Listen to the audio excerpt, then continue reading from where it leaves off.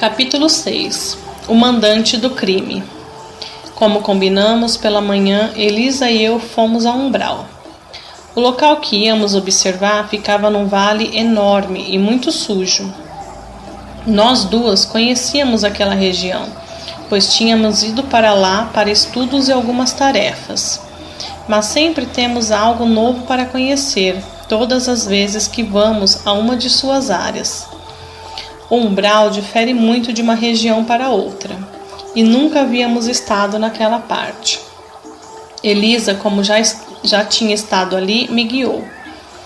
Nenhum espírito que já tem algum conhecimento do plano espiritual se perde no umbral. Pode não achar o que procura, e se por acaso acontecer de não saber onde se encontra, é só pensar na casa em que trabalha, a que está vinculado, para receber a ajuda de um socorrista, ou entrar em sintonia com os que estão lá, e em instantes acha o caminho de volta. Pode também receber orientação do local em que se encontra. Como era de dia, o local tinha claridade, embora escassa, à maneira do entardecer da terra. Naquela região havia muitas pedras com mais ou menos 1 a 2 metros de diâmetro, a maioria cinza escuro. O lugar era de pouca vegetação, com algumas árvores pequenas e tortas pelo vento forte que costumava ter. Alguns filetes de água corriam pelo chão, de cor marrom, e às vezes era somente barro. Logo que chegamos às proximidades do túnel negro, vimos uma grande e sólida construção. Não encontramos nenhum desencarnado por perto, de vez que por ali não vagava ninguém. Isso era mau sinal. Significava que o local era temido. Em lugares assim, sofredores e moradores não pertencem ao bando nem passam por perto. Túnel Negro está localizado no umbral, na parte fácil de visitar, ou seja, no local mais ameno. Muitos dos socorristas, para se locomoverem melhor pela região umbralina e terem facilitado seus trabalhos, classificam o umbral de 3 modos: lugares amenos, medianos e profundos, de difícil acesso, onde estão os abismos, os buracos de onde existem quase só trevas. Nós nos acautelamos, porque tudo estava muito silencioso, embora às vezes ouvíssemos gritos alucinantes ou gargalhadas perturbadoras. Não posso deixar de pensar que, se quando encarnada visse um umbral, pensaria estar vivendo num filme de extremo horror. Entretanto, é uma das moradas do Pai. É onde tantos irmãos nossos fizeram sua moradia. Alguns ali sofrem, outros reinam, mas existem aqueles que de lá gostam, pois se iludem, enfim, são todos infelizes.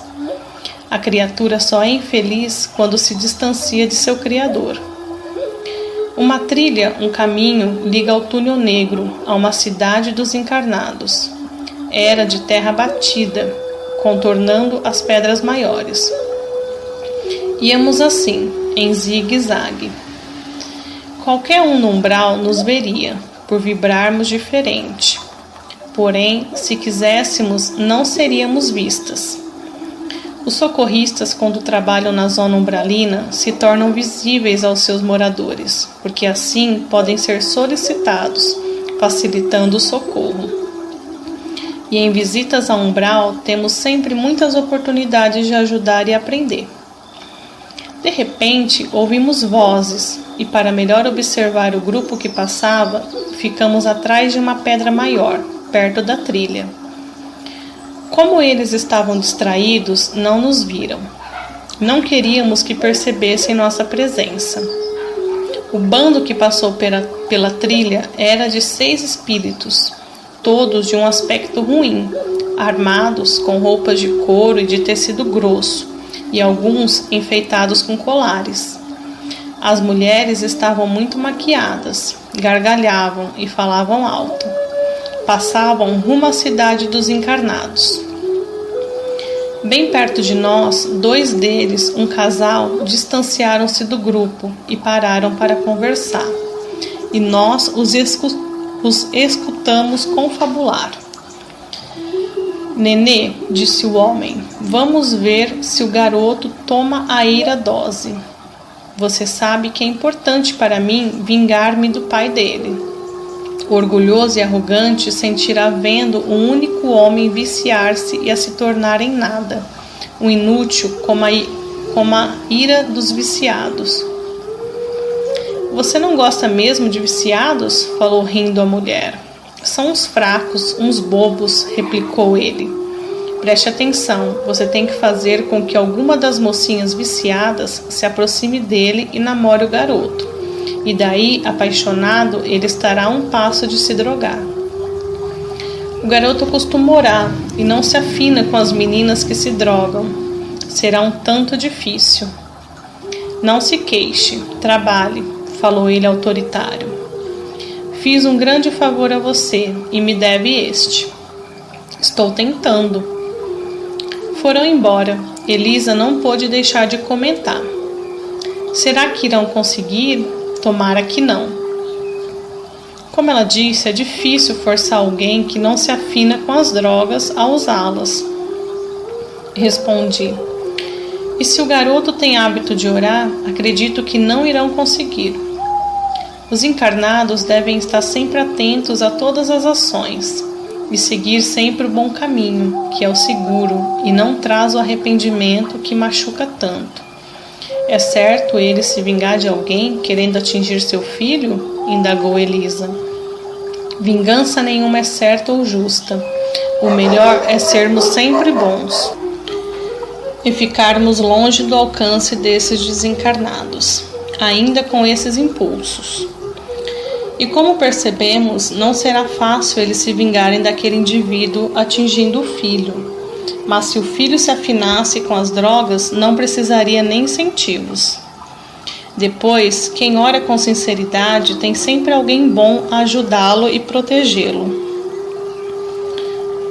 Olha, gritou alguém com voz soturna atrás de nós.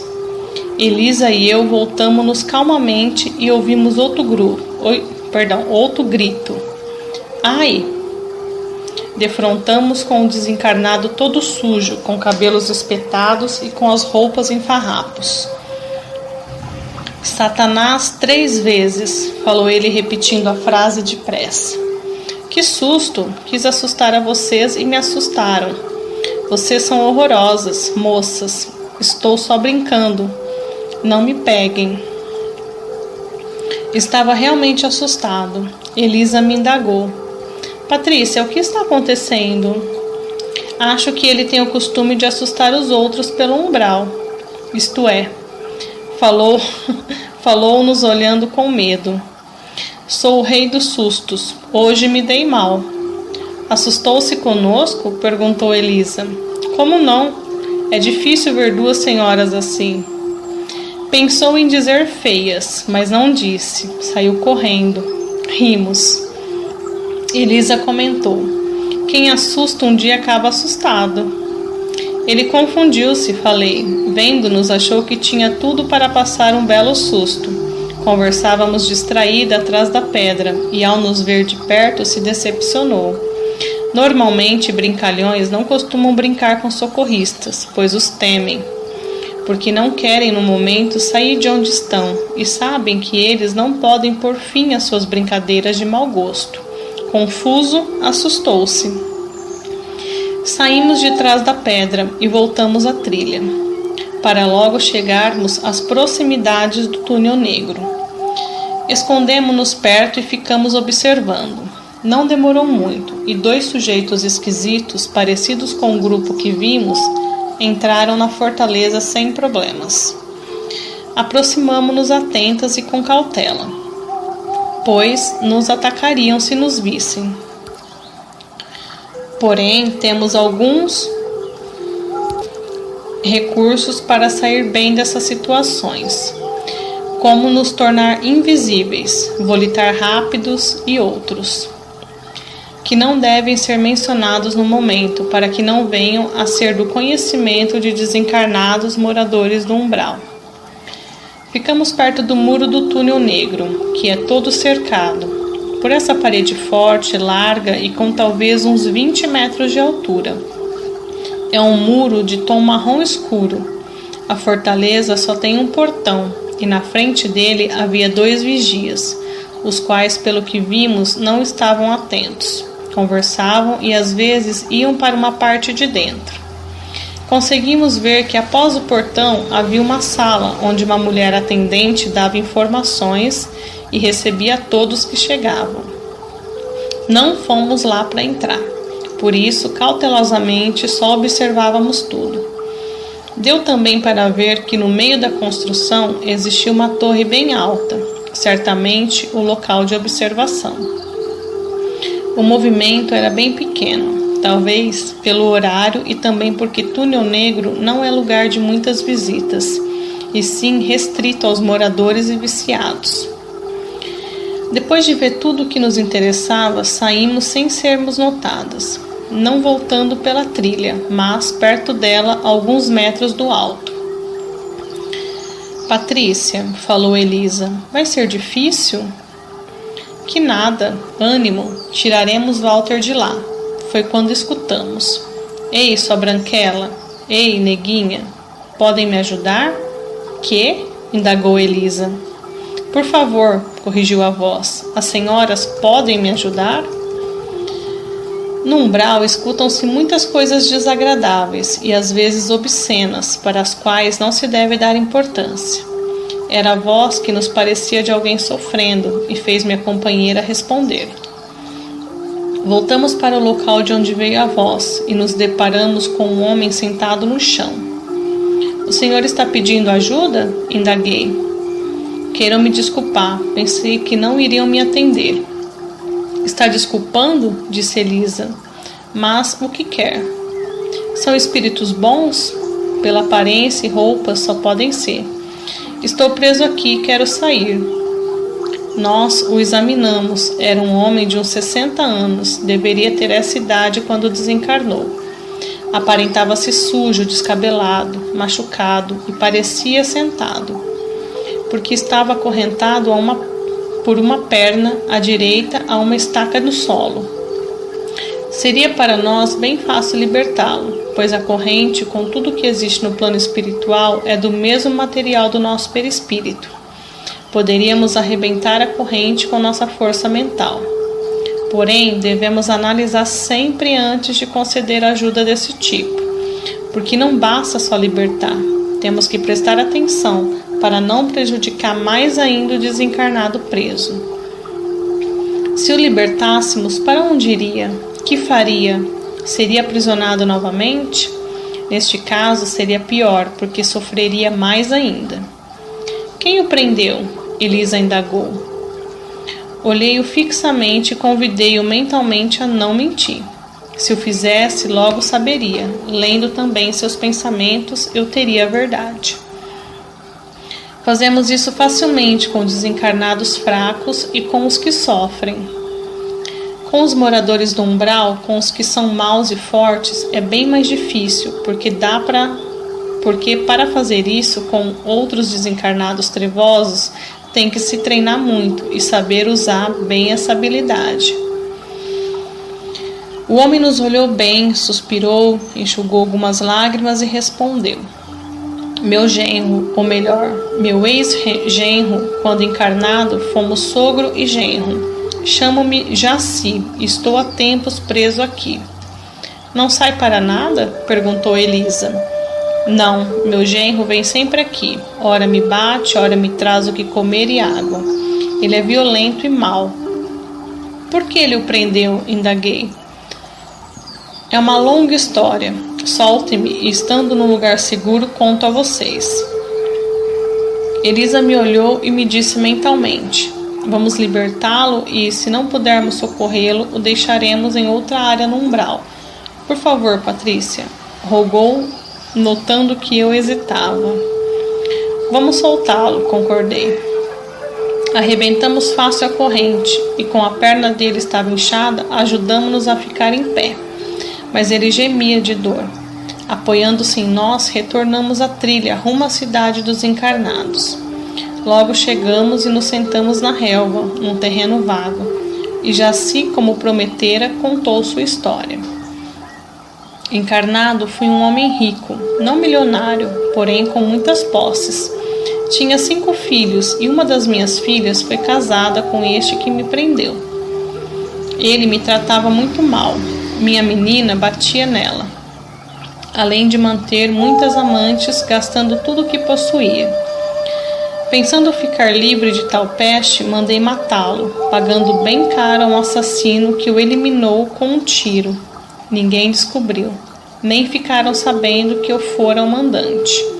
Mas ele, depois de desencarnar, ficou sabendo e esperou que eu também desencarnasse para me matar. Para me maltratar. Já lhe pedi perdão, mas ele não me atende. Pediu de coração? Indagou Elisa. Sim, mas logo que desencarnei, senti que se voltasse ao passado, mandaria fazer tudo novamente. Depois, com o tempo lá sozinho e preso, fiquei a pensar e entendi que estava errado. Não tinha o direito de tirar a vida física de ninguém. De fato, Jaci, não temos o direito de cortar a existência num corpo físico de ninguém. Agora você está livre e o convido para se voltar ao bem e a pedir perdão a Deus e recomeçar a vida, auxiliando a si mesmo e a outros irmãos. Aceita? Vamos levá-lo a um lugar onde será hospitalizado para sarar todos os seus machucados, falou Elisa delicadamente. Este lugar é bonito? Perguntou ele. Ouvi dizer que onde os bons moram é fantástico. Sim, repliquei, é maravilhoso. Para aqueles que querem mudar, mais desinteressante para quem cultiva os prazeres materiais. Você irá para um posto de socorro aqui perto. Obrigado, falou com sinceridade. Nós o levamos para o posto de socorro da região, localizado perto do umbral. Tocamos a campainha, apesar de que esses postos de socorro têm sempre vigias e locais de observação, podendo ver quem se aproxima e pelas vibrações sabem também quem é. Os portões dos postos normalmente são trancados, mas poderiam só pela vibração ser abertos, não necessitando bater ou tocar a sineta que existe em alguns. Porém, esse bater é costume no plano espiritual, porque ao parar no portão ou porta, o visitante é observado melhor. Em muitos postos, quando o portão é aberto, defrontamo-nos com um hall ou sala, onde são normalmente atendidos quem os visita. Em casos de emergência, quando se está para chegar a essas casas de auxílio, pede-se mentalmente e o portão se abre ao se estar perto.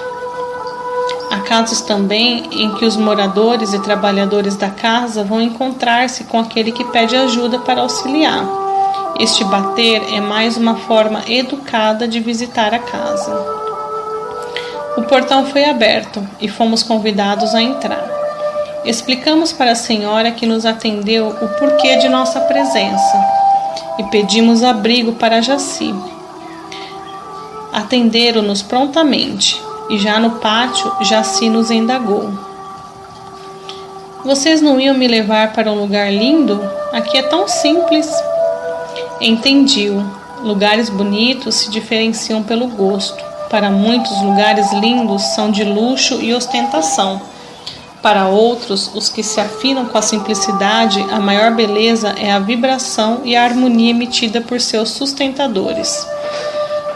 Para Elisa e eu, o posto é muito bonito, com canteiros floridos a enfeitar o pátio, e árvores arredondadas de um verde muito agradável estava entre os canteiros, cobrindo bancos nísticos, num convite às pessoas a se sentarem. O prédio em formato de U, de 3 andares, é majestoso e tem janelas grandes com flores no beiral em quase todas. O quê? Falou Elisa espantada. Não acha que bonito? Pensei que fosse diferente, respondeu Jaci. Deixamos Jaci acomodado numa enfermaria e voltamos aos nossos afazeres. Dias depois, fomos visitá-los e nos informamos que Jaci saiu sem licença, foi para sua ex-casa terrena. Agradecemos e partimos. Patrícia, vamos procurar Jaci? Elisa, ele fez sua escolha. Vamos ver o que ele está fazendo. Talvez esteja precisando de ajuda. E se seu genro o pegou novamente? Está bem, vamos, respondi. Foi fácil achá-lo. Quando ele nos contou sua história, deu todos os detalhes e até mostrou a casa onde morou. Nós o encontramos triste, a chorar na sala de sua ex-casa terrestre. Ali fora sua casa, mas não um lar, porque lar é a união de moradores com afeto, e é para nós desencarnados todo lugar onde somos amados. Ao nos ver, chorou mais alto. Ele sofria realmente. Sou tão infeliz, saí daquele lugar de luz e paz para vir para casa. Só encontrei erros e problemas. E por que saiu? Quis saber Elisa. Quis vê-los, tinha saudades. Deveria ter esperado. Quando pudesse, teria permissão, falou minha amiga. E agora o que faço? Tenho medo, quero voltar e não sei. Será que vocês me levariam de volta, por favor? Ajudem-me de novo. Sei que não mereço, sou um mandante de um crime, mas vocês são tão boazinhas. Podemos levá-lo, disse séria, mas se prometer que será obediente e comportado, e logo que possível deverá passar a ser servido a servidor. E tem mais, ser agradecido. Prometo tudo isso. Levamo-lo de volta. Como é triste cometer erros e ter a própria consciência a nos cobrar, e não os que nós prejudicamos a fazê-lo. Consciência tranquila e sem erros significa nossa tranquilidade, porque a dor do remorso é terrível. Quem faz o mal é insensato. Vendo-me pensativa, Elisa disse: Patrícia, é para alertar as pessoas que você estuda tanto e deseja ensinar? Sim, por isso e por muitas outras coisas também. Porque, Elisa, aquele que sabe tem mais chance de acertar. E conhecer representa fazer com sabedoria. Somos livres por tudo aquilo que sabemos, escravos pelo que não sabemos. Não devemos compactuar com o erro, mas amar a presença de Deus no pecador. Esclarecendo, educando, enfraquecemos o erro e fortalecemos o bem que nos erra. Patrícia, admiro você. Sorrimos. Viver tentando acertar é maravilhoso.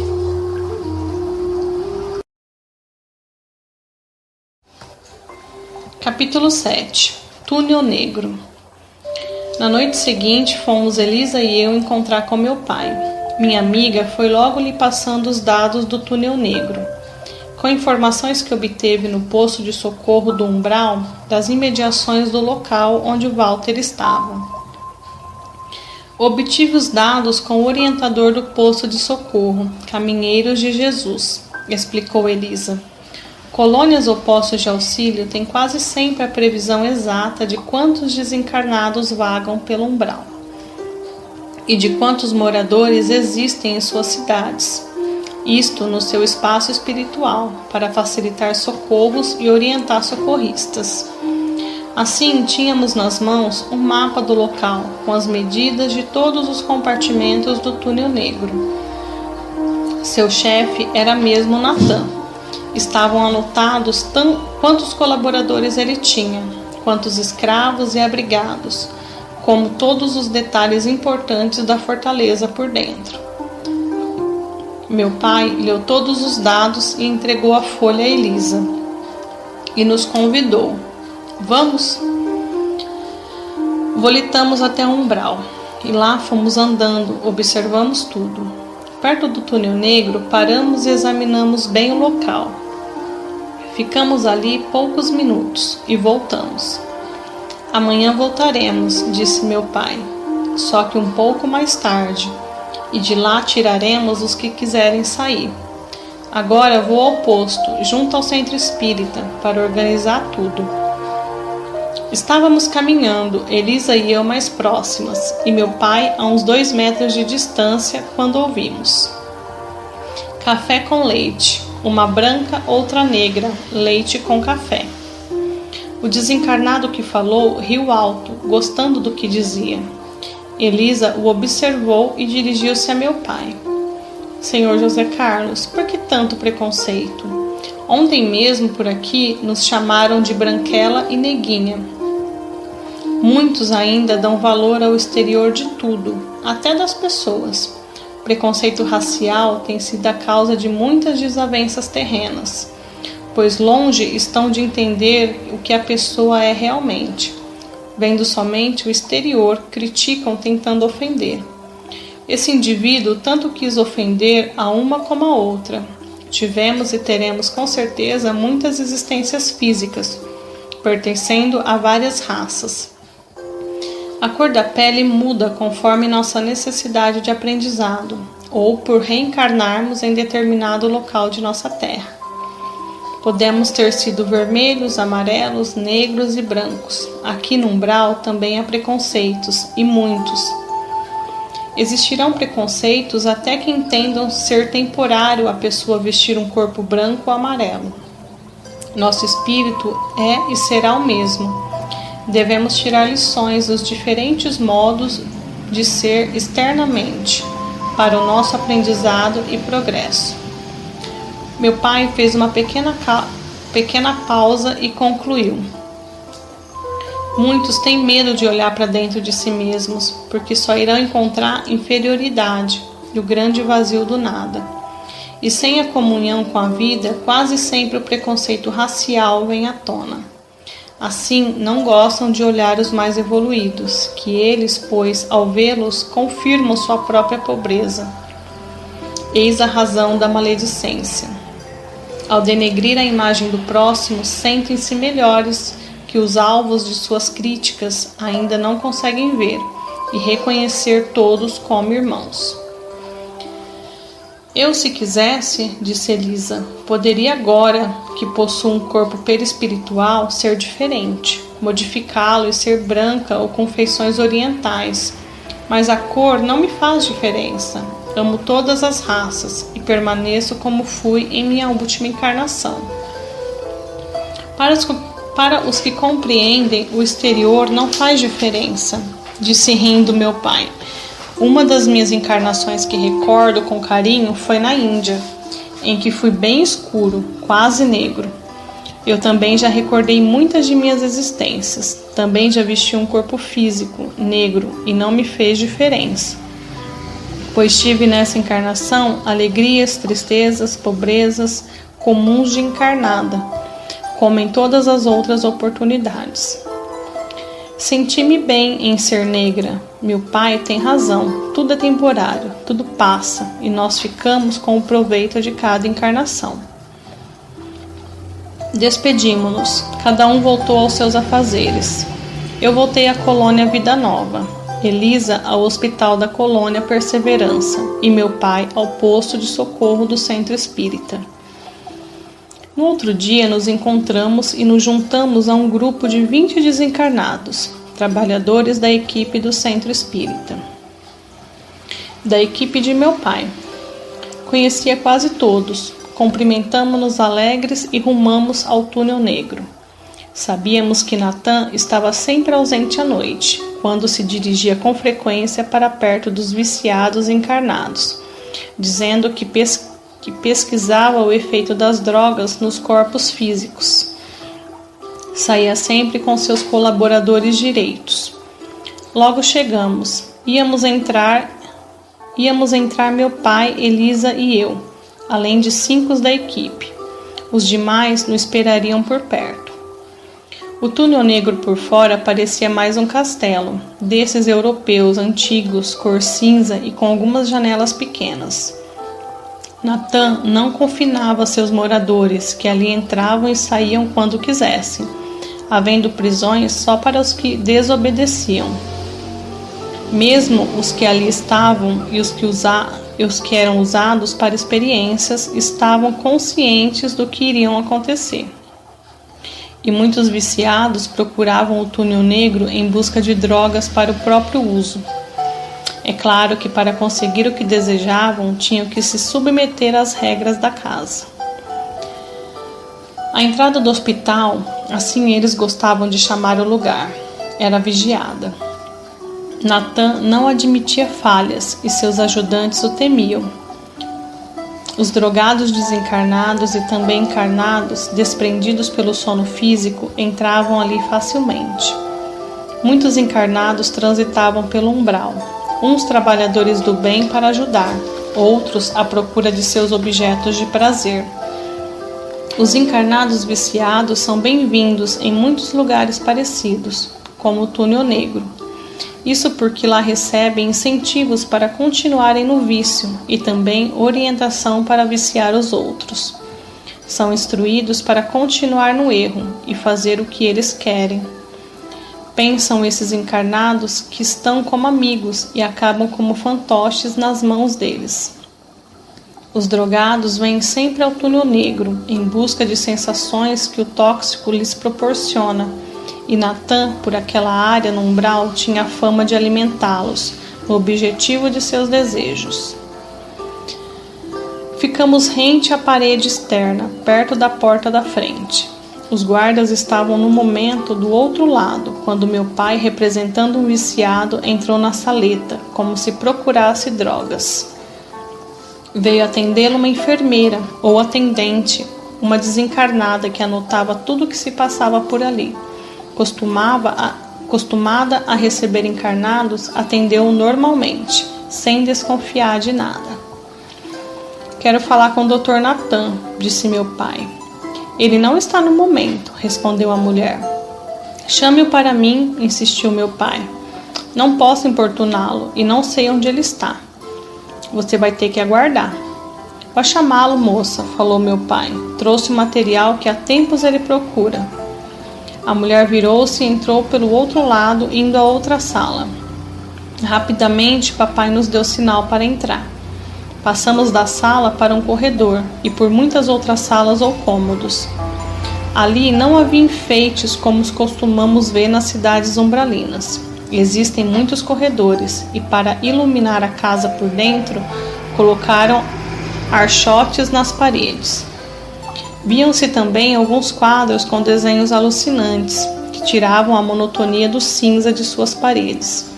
Havia ali poucas cadeiras, parecia só ter o essencial. A casa possuía área de lazer e acomodações, particulares aos seus moradores. Eram cômodos parecidos com uns aos outros. As prisões eram celas pequenas e individuais. Logo após, entramos numa grande sala e nos separamos em grupos.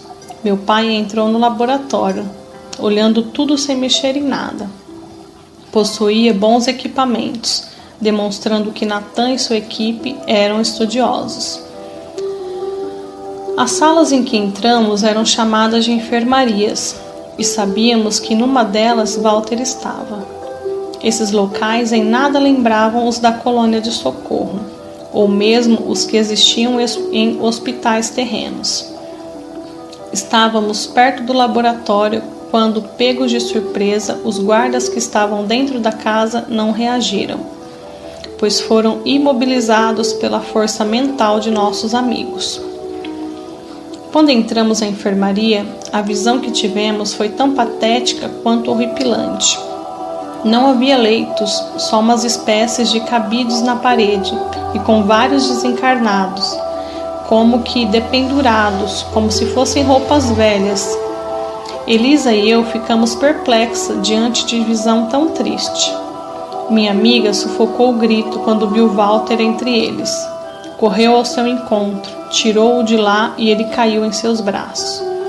Meu pai veio até nós e, em fração de segundos, foi tirando todos e colocando diante da porta, para que nós duas os encaminhassem para a saída. Não conseguíamos movê-los. Apavorada, indaguei ao meu pai. Que faço?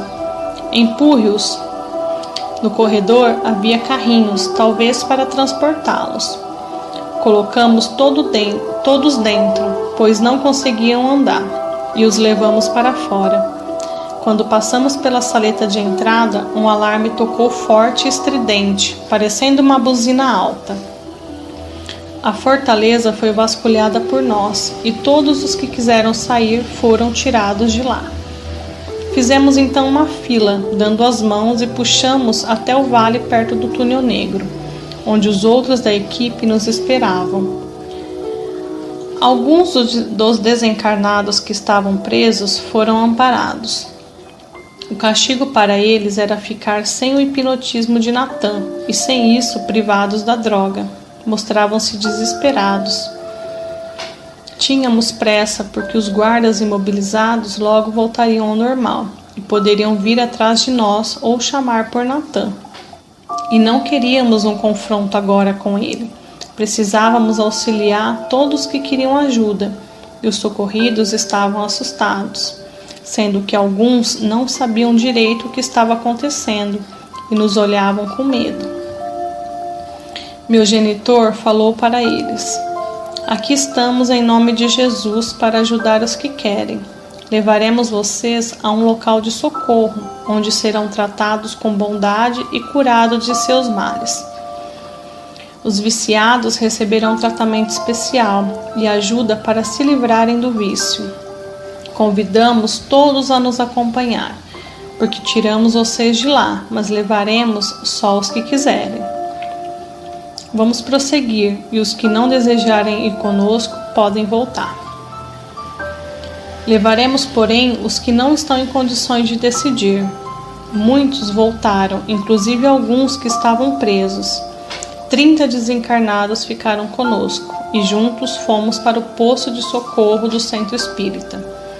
Já nos esperava a equipe médica, com os enfermeiros, e nos pusemos a trabalhar. Seriam feitos os primeiros socorros em muitos deles. Walter e seus companheiros, que estavam dependurados, permaneciam inconscientes e completamente dependentes das sensações das drogas, administradas a eles através do hipnotismo de Natan.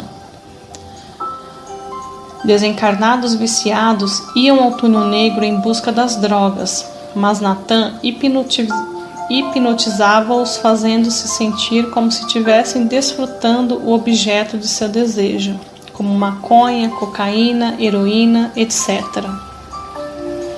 Hipnotizados, esses imprudentes desencarnados serviam para experiências desse médico, que lhes sugava os fluidos vitais, para si e para seus companheiros. Os viciados pensavam que tomavam as drogas, e assim também os que vagavam por ali. Julgavam que lá havia tóxicos. Natan não tinha nenhuma droga no túnel negro, e suas experiências eram cruéis. Os desencarnados se alucinam e se degeneram muito mais que os encarnados. Com os tóxicos, deformam seus perispíritos, sendo muito triste vê-los. Todos estavam muito magros, pálidos, sem energias psíquicas, abobalhados e com o pensamento fixo nas drogas. Walter era loiro, de cabelos curtos, mas de olhos fundos, vidrados e os lábios roxos. Elisa o reconheceu mais por senti-lo do que visualmente. Isso acontece muito no plano espiritual, de uma pessoa reconhecer a outra sentindo, pois o perispírito muda muito. Todos os inconscientes e os semi-inconscientes foram medicados e colocados nos leitos.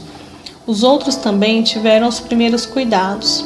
Alguns dos colaboradores que serviam a Natan também estavam ali, mas desconfiados. Não eram viciados. Trocaram de roupa e ficaram conversando com os trabalhadores desencarnados do centro espírita, que gentilmente os elucidaram as suas dúvidas. Meu pai trabalhou na ajuda por 2 horas e depois voltou ao corpo físico. Muitos dos socorridos que não necessitavam passar por uma incorporação mediúnica foram levados do posto. Os viciados conscientes seguiram para hospitais do plano espiritual, próprio para eles. Alguns se dirigiam para suas colônias de origem.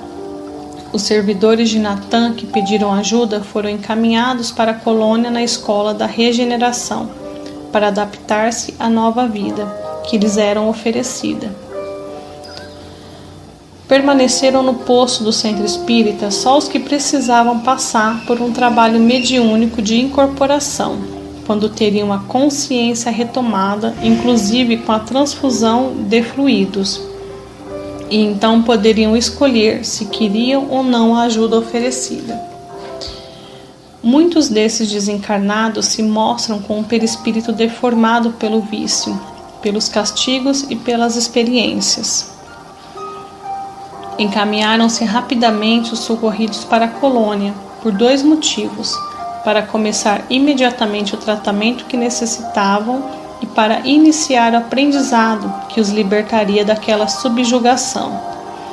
E também porque sabíamos que se Natan os chamasse, acostumados que estavam a obedecê-lo, voltariam ao túnel negro, e nas colônias essa volta seria mais difícil, por estarem mais longe da crosta e fora do alcance das mentes trevosas. Os que precisavam ficar no posto foram acomodados em quartos isolados, e aqueles que ainda não tinham consciência de suas situações ficaram em leitos, amarrados, não podendo sair.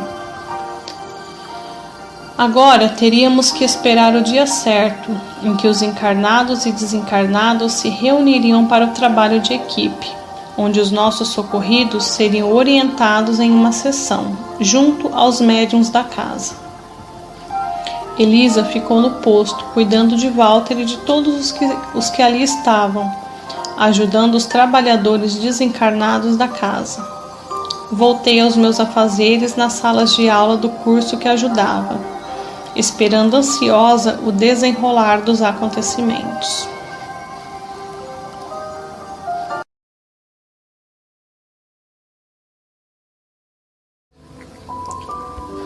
Capítulo 8. Na sala de aula. Enquanto aguardava assistência para o Walter, dediquei ainda mais tempo ao meu trabalho. Estava me dando bem como instrutora do curso de reconhecimento do plano espiritual. Estava gostando muito de lecionar. Numa das aulas, Nório, o japonês, me fez algumas perguntas sobre matéria que não constava no currículo. Percebi com satisfação que estava apta a responder, e isto me tranquilizou. No plano espiritual, principalmente onde se pratica o bem, perdemos aos poucos o costume de reparar na aparência física dos outros. Na classe onde trabalhava, havia idosos, negros, brancos, e como temos muitos orientais nas terras brasileiras, é claro que os temos no plano espiritual. Nório é muito agradável, risonho, inteligente, de olhos puxados. Quando encarnado, era chamado de Nório, o japonês, e continuou sendo depois de desencarnado, orgulhando-se muito do tratamento carinhoso. Patrícia, replicou Nório, admiro muito Allan Kardec, como também a equipe que o ajudou a escrever os livros que nos legou. Onde eles estão? No momento estão encarnados ou desencarnados? Nório, poucos sabem sobre isso no plano espiritual, e eu não sei. Só sabem dos desencarnados mais elevados que têm como tarefa a orientação da Terra. Nós, a maioria, não sabemos deles e nem do destino de espíritos considerados santos ou que foram importantes de alguma forma quando encarnados. Essa situação acontece por precaução, porque se os desencarnados souberem, logo os encarnados saberão. E como há muitos imprudentes, se falarmos que estão encarnados, rapidamente centenas de Allans Kardecs irão aparecer, como também cada um de sua valiosa equipe. Se dissermos que estão desencarnados, poderão acontecer mais supostas manifestações por via mediúnica, em lugares que não têm a devida cautela, com mensagens assinadas por pessoas famosas.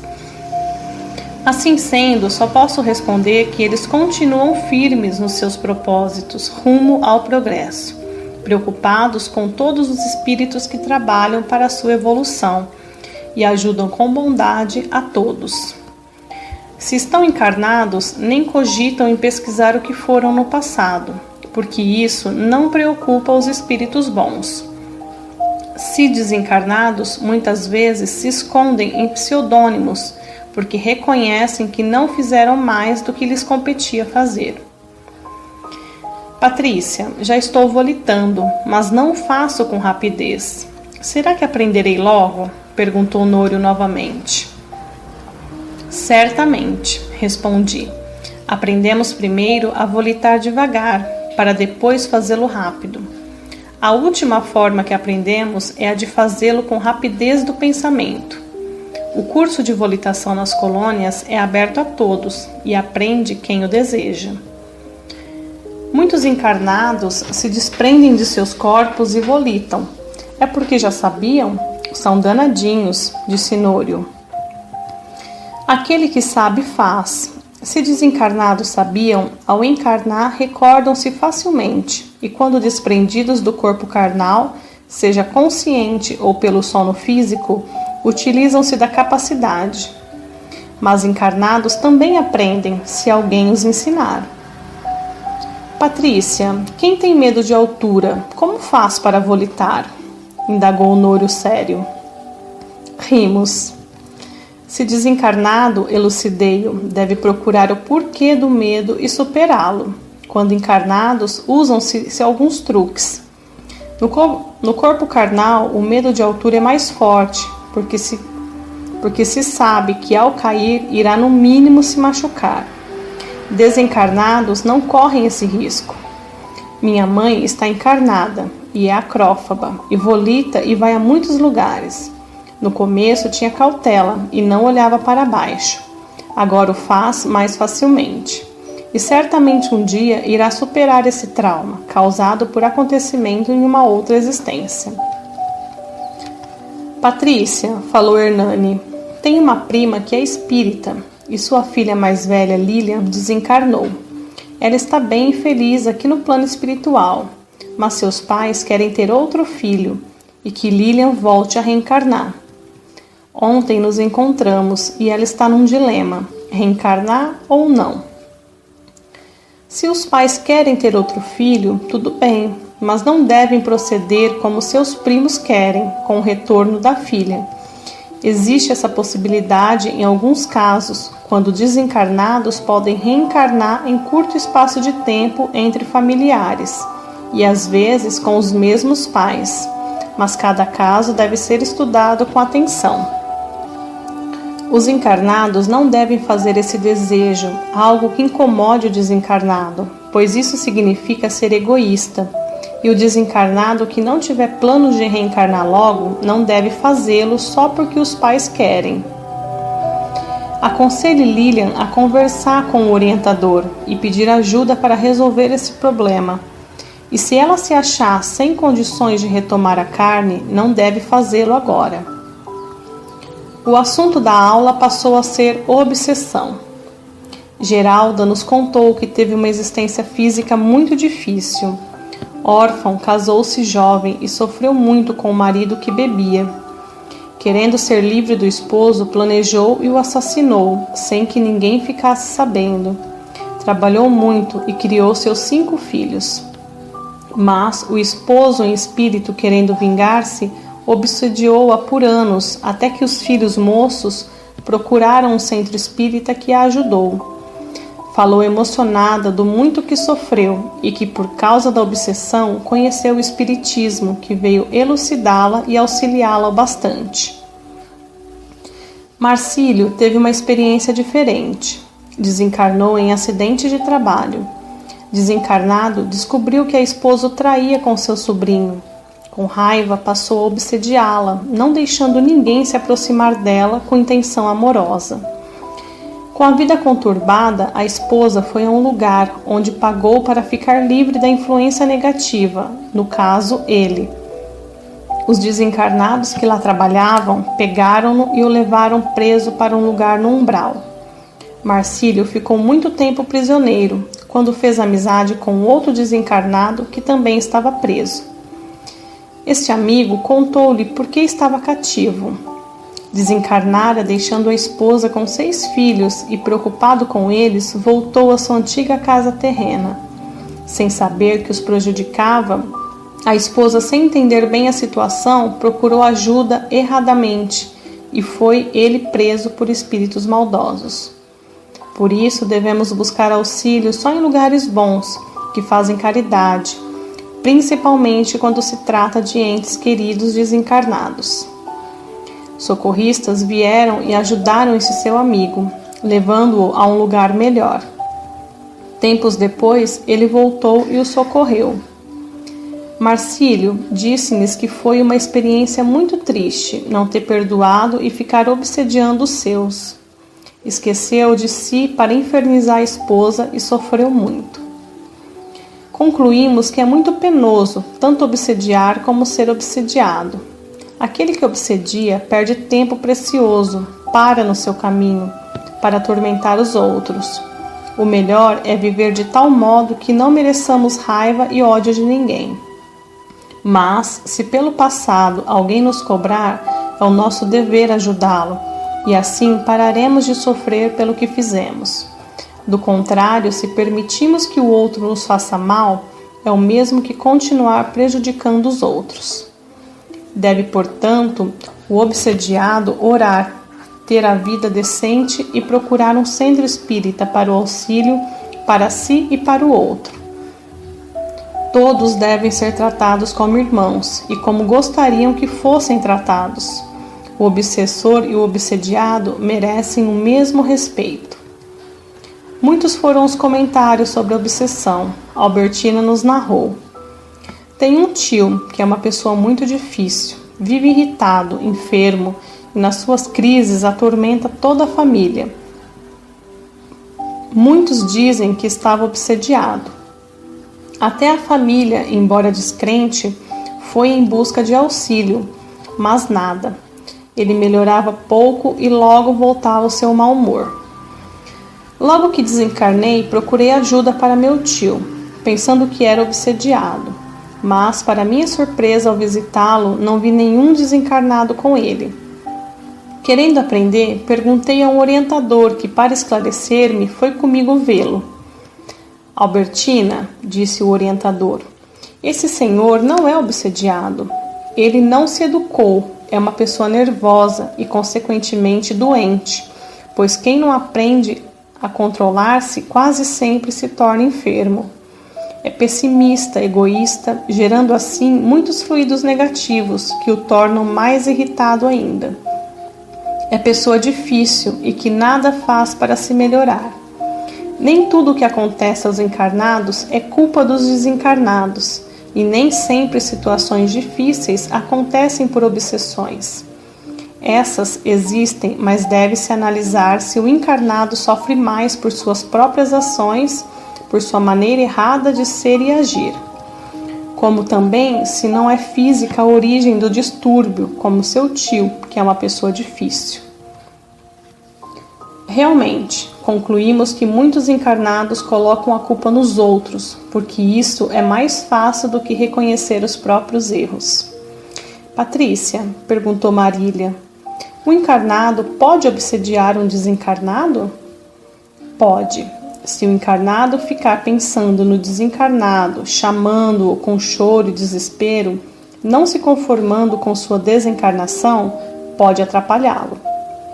Mesmo se estiver abrigado em colônias, sentirá esses chamamentos que o incomodarão. Se estiver vagando, quase sempre vem e fica perto do encarnado, numa troca doentia de fluidos. Os encarnados devem ajudar os desencarnados que amam, sendo otimistas e orando por eles, desejando que estejam bem e felizes, que aceitem a desencarnação. O amor deve sempre nos levar e querer o melhor para o ser amado. Bendito seja o amor, exclamou Terezinha sorrindo. Finalizamos a aula.